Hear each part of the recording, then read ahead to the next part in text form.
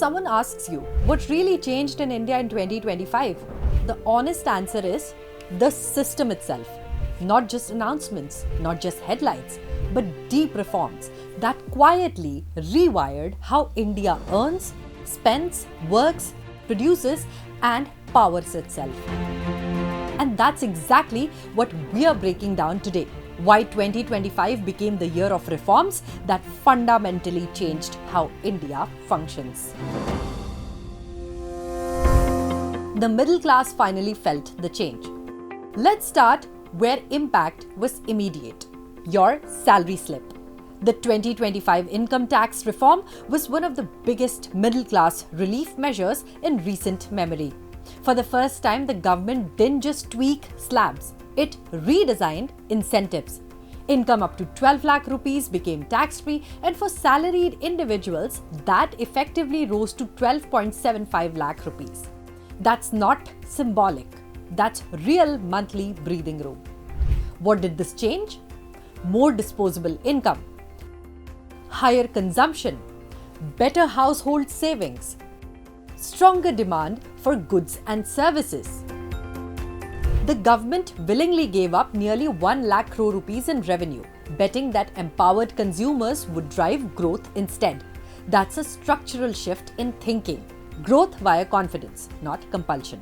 And this reform wasn't about populism, but about recognizing that India's middle class is now the engine of economic momentum. Making India one market, finally.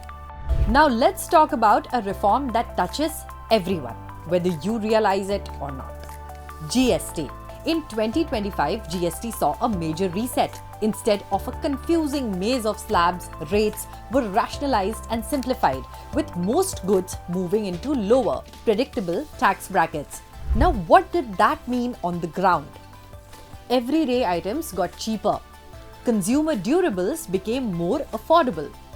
MSMEs faced fewer compliance headaches. Refunds became faster. Tax disputes dropped. Here's the underrated part. No other large economy has pulled off a GST system at India's scale, across states, languages, and industries, while steadily improving compliance. GST collections crossed 22 lakh crore rupees, not because rates were high, but because the system finally worked. Now, this is what reform maturity looks like. Less chaos, more trust, better outcomes. Labor codes. India finally enters the modern workforce era. For decades, India had labor laws written for a very different economy. Factories of the 1960s, not startups, platforms, or gig workers. 2025 changed that. With the implementation of 4 labor codes, nearly 29 outdated laws were replaced with a simpler, unified framework. And why does this matter? Workers got stronger safety nets. Gig and platform workers were formally recognized. Employers got one nation, one compliance system. Hiring became easier, not riskier. This reform quietly sent a powerful signal. India wants jobs, not joblessness driven by fear of regulation.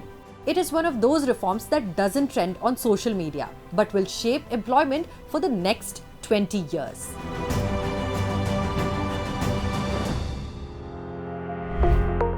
Manufacturing, growth that didn't blink. Here's where numbers tell a story.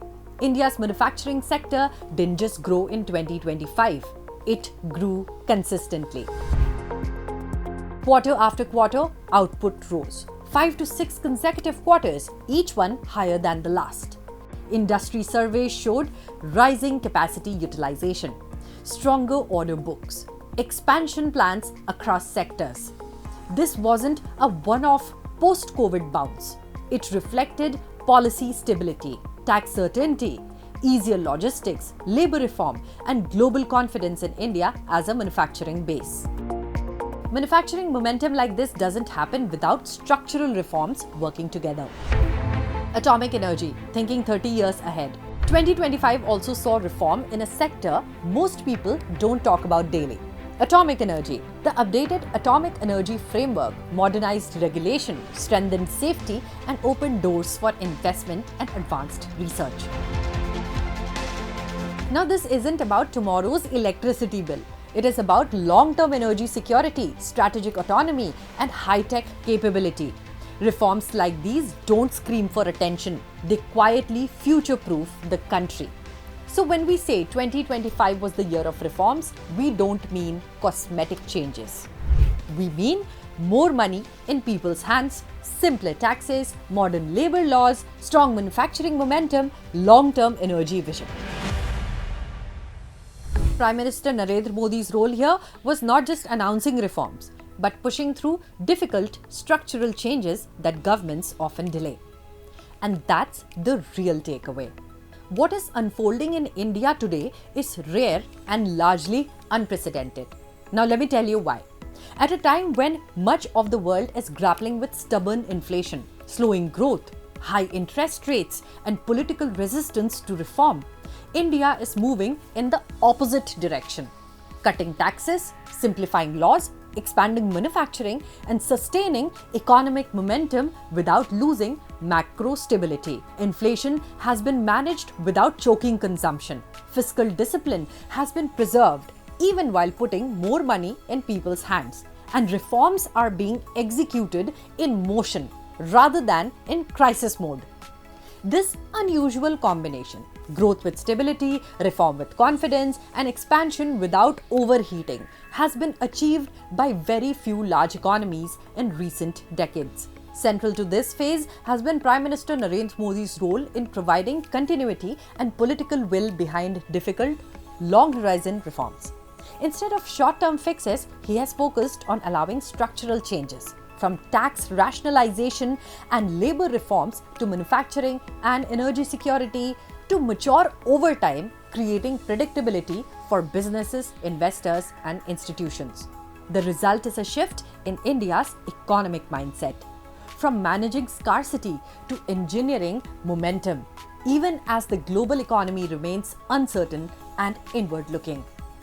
2025 didn't just tweak India's systems. It reset how the country functions. If you found this video insightful, do let me know your thoughts in the comments below. Until next time, this is Richa Dwivedi signing off.